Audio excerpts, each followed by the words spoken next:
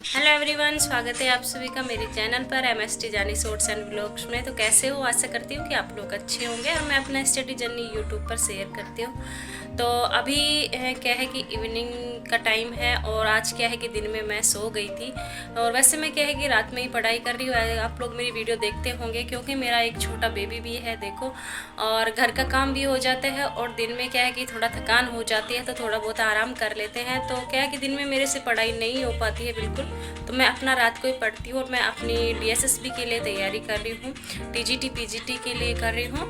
तो मैं उसी का रूटीन आप लोगों तक शेयर करती हूँ। तो अभी इवनिंग के बजे हैं, देखो 5:45 हो रहे हैं। तो अब मैं थोड़ी देर क्या है कि बेबी को नीचे ले जाऊँगी क्योंकि अभी अभी ये उठा था तो कुछ इसको खिलाया है। तो अनार खिलाए थे इसको, उसको कुछ खाने का मन नहीं कर रहा, दूध में इसको कम ही पिलाती हूँ। तो अब इसको ले जाऊंगी नीचे और थोड़ा घुमा के लाऊंगी ताकि ये भी बच्चों में इसके साथ खेलकर थोड़ा अच्छा महसूस करता है। तो मैं इसको घुमा के लाती हूँ और ये देखो कार्टून देखता देखता ये अपना अनार खा रहा है। और ये खाना वाना भी मोबाइल देख के खाता है। वैसे मोबाइल अच्छा नहीं रहता, यही बोलते हैं कि बच्चे का ध्यान नहीं रहता है खाने में, लेकिन क्या करूँ, मैं इसको छुड़ाने की कोशिश कर रही हूँ लेकिन ये छोड़ता नहीं है। इसके बिना ये कुछ खाता भी नहीं है, इससे थोड़ा बहुत खा भी लेता है। और ताकि क्योंकि छोटे बेबी को खाना खिलाना बहुत मुश्किल है। अगर आप लोग भी के बेबी हैं तो आप लोगों के साथ भी होता होगा, आप लोग समझ सकते हो किस तरीके से आप मैनेज करते होंगे, आप बेटर समझते होंगे ये चीज़ें। तो सब चीज़ें मैनेज करके चलनी होती है और इसी वजह से क्या है कि पूरे दिन भर मैं इसका ही ध्यान रखती हूँ। जब तक सोता है थोड़ा बहुत तब तक मैं भी आराम कर लेती हूँ और रात को क्या है कि इसके सोने के बाद ही मेरी पढ़ाई हो पाती है। तो चलो मैं इसको घुमा के लाती हूँ थोड़ा नीचे और मिलते हैं आप लोगों से बाद में। आओ आओ आओ, घूमी घूमी करके आएंगे ना। फेंक दिया, आ जाओ तो चलो घूमी घूमी करके आएंगे ना। कहाँ चलेंगे? चलो चलो चलो, उमी उमी उमी उमी उमी, इधर इधर इधर इधर इधर इधर चलेंगे ना बेटू, बाहर चलते हैं ना। इधर चलेगा चमार, चमार कहाँ चलेंगे हम? घूमी घूमी चल रहे हैं। चलो तो ठीक है, अकेले नहीं जाना, अकेले नहीं जाना।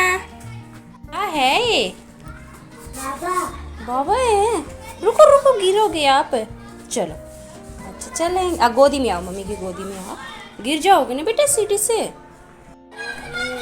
कहाँ जा रहे हैं हम?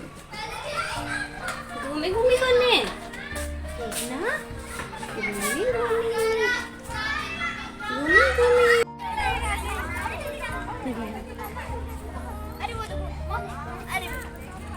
खेलो खेलो, मम्मी हो तो मम्मी है।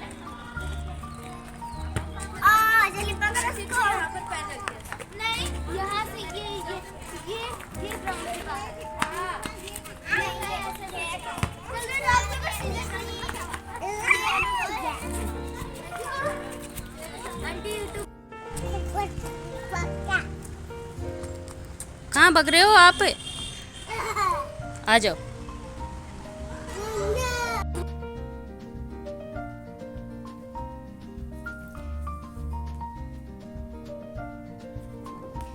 तो टाइम हुआ है अभी 11:22 हो रहा है और मेरे बेबी है कि जो अभी सोया है और अब मुझे पढ़ने का टाइम मिला है। तो मैं देखती हूँ कितने घंटे मेरी पढ़ाई हो पाती है।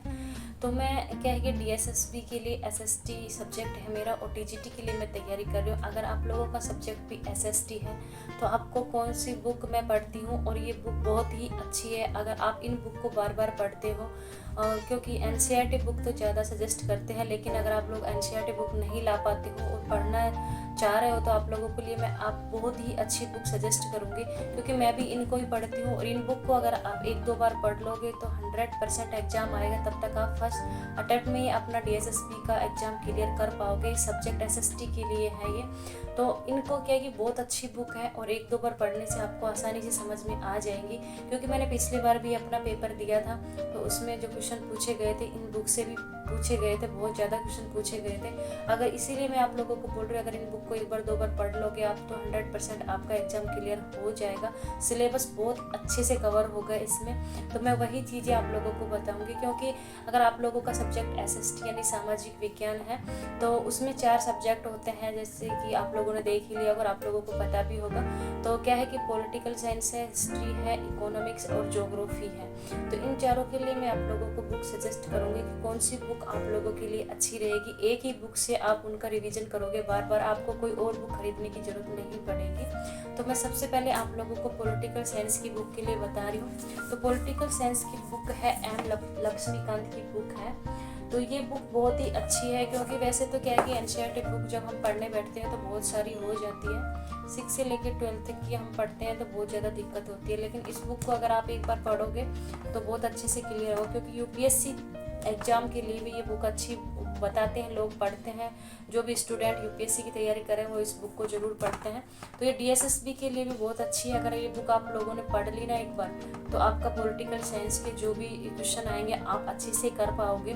तो ये बुक अगर आप लोग खरीदना चाहते हो तो आप ये बुक खरीद लेना और यहाँ से अपने टॉपिक वाइज सिलेबस कवर कर लेना। जो भी आएगा उसमें हर टॉपिक में अच्छे से दिया हुआ और फर्स्ट से ही शुरू करना है आपको, और कैसे पढ़ना है वो आप लोग मेरी वीडियो रोज़ देख लेना, आप लोगों को पता चल जाएगा। सीक्वेंस वाइज अगर आप लोग पढ़ोगे और हर टॉपिक वाइज पढ़ोगे तो आपको अच्छे से क्लियर आएगा। एक बार पढ़ने से कुछ समझ में नहीं आता, लेकिन दूसरी बार अगर आप पढ़ोगे तो बहुत अच्छे से आएगा। आपको नोट्स भी बनाने की ज़रूरत नहीं पड़ेगी अलग से।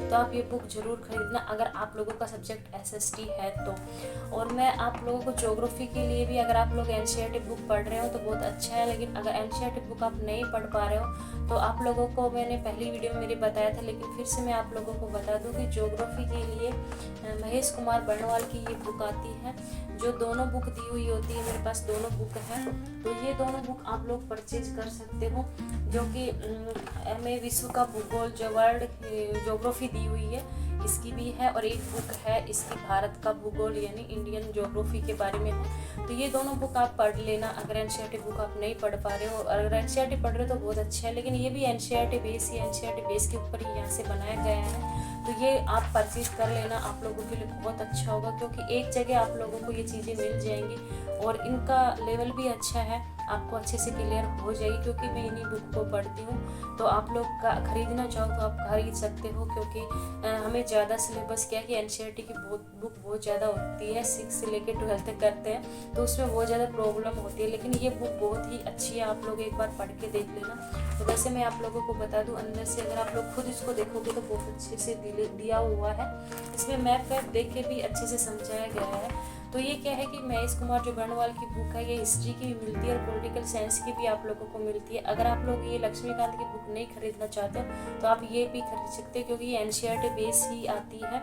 इसमें 6 से लेकर 12 तक पूरा सारांश दिया हुआ है, इसका पूरा कवर किया हुआ है। इसमें मतलब से क्या है कि अच्छे से टॉपिक वाइज इसको कवर किया गया है, एक जगह ही दोनों बुक में दे दी गई है इसको। तो ये ज्योग्राफी के लिए थी। और हिस्ट्री के लिए मैं आप लोगों को सजेस्ट करूँगी कि आप NCERT बुक ही पढ़ें और बेसिक से पढ़ोगे तो अच्छा रहेगा। अगर आप लोग 6 से आपका बेसिक अच्छा है तो आप 9th से ले लीजिए, 9th से लेकर और 12th तक आपको हिस्ट्री पढ़नी है। और 8th क्लास की हिस्ट्री भी आप लोगों को नहीं छोड़नी है, क्योंकि पिछले ईयर क्वेश्चन पूछे गए थे वहाँ से 1857 की जो क्रांति है वहाँ से, तो वो 8th क्लास में आप लोगों को मिलेगा। क्योंकि मैं तो हिस्ट्री के लिए NCERT बुक ही पढ़ती हूँ, 6 से लेके मैंने 12 तक कर रही हूँ, तो मेरा 8th क्लास तक का हो गया और 9th क्लास की मैं अब हिस्ट्री करूँगी। और इकोनॉमिक्स के लिए भी मैं NCERT बुक ही पढ़ती हूँ। और अगर आप लोग परचेज करना चाहते हो बुक, आप NCERT नहीं पढ़ना चाहते हो, तो महेश कुमार बर्णवाल की ये बुक भी आप लोगों को मिल जाएगी, तो आप वहाँ जाके ये खरीद सकते हो, क्योंकि बहुत ही अच्छी बुक है SST के लिए, सामाजिक विज्ञान सब्जेक्ट के लिए बहुत ही अच्छी बुक है। और पॉलिटिकल साइंस के लिए तो मैं आप लोगों को यही कहूँगी कि आप लोग ये M लक्ष्मीकांत की बुक खरीद लीजिए, क्योंकि ये मैंने 2 साल पहले की खरीदी हुई है। अगर नई बुक भी आ रही है आप ये परचेज कर लीजिए और इनको टॉपिक वाइज पढ़िए, आप लोगों को बहुत अच्छे से समझ में आएगा। और बहुत अच्छा लेवल दिया हुआ है इसमें और अच्छे से समझाया गया है, तो आप लोग ज़रूर ख़रीदना ये बुक अगर आप ख़रीदना चाहते हो। और एनसीईआरटी पढ़ रहे हो तो बहुत अच्छा है आप लोगों के लिए, मैं आप लोगों को यही सजेस्ट करूँगी। लेकिन क्या है कि इतनी सारी बुक हम नहीं पढ़ पाते हैं, तो मुझे भी ये अच्छी लगी इसलिए मैं इनको पढ़ रही हूँ। पॉलिटिकल साइंस के लिए और ज्योग्राफी के लिए मैं इन दोनों बुक को पढ़ रही हूँ, और हिस्ट्री के लिए मैं अपना एनसीईआरटी बुक ही मेरा चल रहा है। तो मैं इन्हीं चीज़ों को लेकर चल रही हूँ। अगर आप लोग भी हाउस वाइफ हैं और ये दिक्कत आती है कि हम बुक इतनी सारी नहीं पढ़ पाते क्योंकि हमारे पास टाइम भी कम होता है, हम यही सोचते हैं कि एक जगह हम सारी चीज़ें मिल जाए, तो आप ये बुक आप लोग खरीद सकते हो। तो ये थी मेरी बुक के बारे में। तो अब मैं अपना करती हूँ स्टडी शुरू, क्योंकि टाइम भी काफ़ी हो गया है। तो 5-6 मिनट आप लोगों को बता दिया कि मैं किस तरीके से पढ़ती हूँ। अगर आप लोगों को इससे हेल्प मिलती है तो आप ज़रूर करना। तो चलो शुरू करते हैं अपनी पढ़ाई।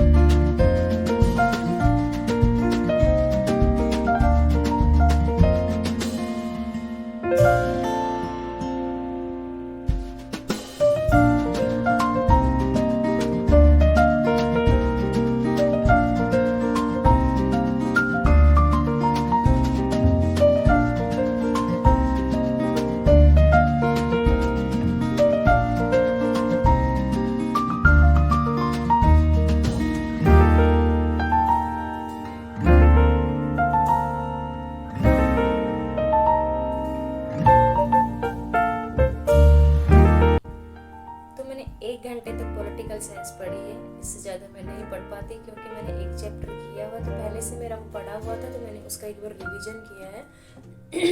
और तो रिवीजन करने में मुझे टाइम नहीं लगा है, तो क्योंकि मैं एक बार शुरू से ही रिवीजन करती हुई चलूँगी, क्योंकि मैंने पहले से पढ़ी हुई थी, इसलिए रिवीजन करने में काफ़ी टाइम नहीं लगता है। तो बीच में अब पानी पी के आऊँगी, पानी पीने के बाद क्या कि बैठे बैठे थक जाते हैं, तो थोड़ा बहुत 10-5 मिनट इधर उधर घूम लूँगी तो थोड़ा रिलैक्स फील होगा। और उसके बाद मैं पढ़ूँगी ज्योग्राफी। तो आज ज्योग्राफी पढ़ने का मन कर रहा था, क्योंकि हिस्ट्री है कि जो मेरा 8th क्लास तक तो कंप्लीट हो गया था, और क्योंकि जब तक सिलेबस अपना खुद का सब्जेक्ट का कवर नहीं होगा तब तक कोई फ़ायदा नहीं है। जनरल पेपर में चाहे कितने भी नंबर आ जाए, लेकिन सिलेबस अपना खुद का सब्जेक्ट भी होना ज़रूरी है। तो इसलिए मैं time to time time table के हिसाब से घंटा 2 घंटा हर चारों सब्जेक्ट को लेकर ही चलूँगी अब, क्योंकि वो 2 को पढ़ते जाते हैं तो 2 को भी इग्नोर नहीं कर सकते, तो धीरे धीरे सारा सिलेबस मेरा कवर हो जाएगा। तो मैं पढ़ूँगी आज ज्योग्राफी, जो कि है भारत का भूगोल, यही बुक मैं पढ़ूँगी। तो मिलते हैं आप लोगों से थोड़ी देर बाद।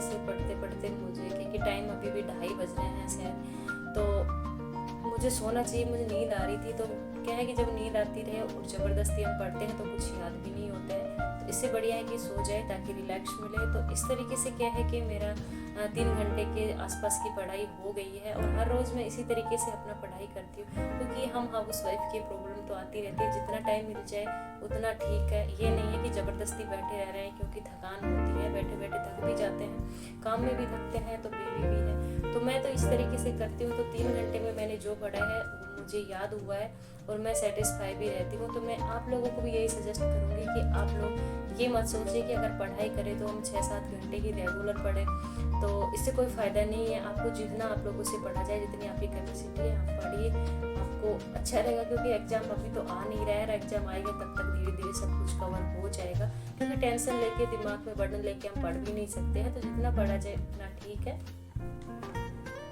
अपने आप को मोटिवेट रखना है, हिम्मत नहीं हारनी है। टाइम धीरे धीरे अपने खुद को ही निकालना होगा, हमें डिमोटिवेट बिल्कुल नहीं होता है, तो धीरे धीरे सब कुछ अच्छा हो जाएगा। तो आज की वीडियो में इतना ही था। तो कैसे लगी आप लोगों को वीडियो अच्छी लगी तो लाइक करना और चैनल को सब्सक्राइब जरूर करना। तो मिलते हैं आप लोगों से नेक्स्ट वीडियो में। तो आप सभी को गुड नाइट और बाय बाय।